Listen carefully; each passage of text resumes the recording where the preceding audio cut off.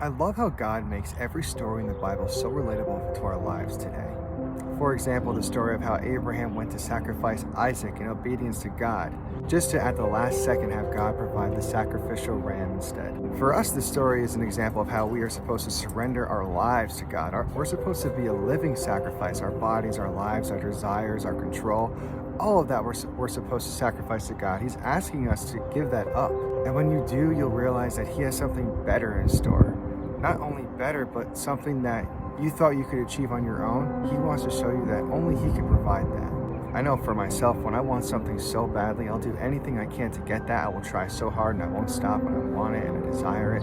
And I have this pain inside, this deep pain about not having it, especially if it's a person that I want to be with. But what God is showing me is that it's not me that can make that happen. And He wants me to give that to Him, for Him to bring it to me if it's in line with His will.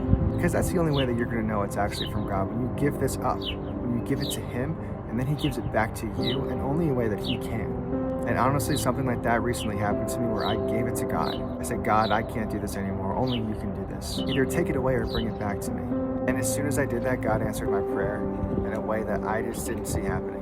So let your life be a living sacrifice. In Romans 12, Paul says, therefore I urge you, brothers and sisters, in view of God's mercy, to offer your bodies as a living sacrifice, holy and pleasing to God. This is your true and proper worship.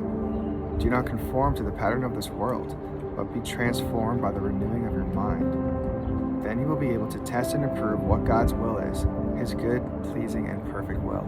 Isaac is the symbol of our lives. We have to place him on the altar for God as a living sacrifice and trust and know how the story ends. God will provide that sacrificial ram for us. God will provide for us, He will guide us, and He will fulfill our deepest longings in ways that surpass our wildest dreams.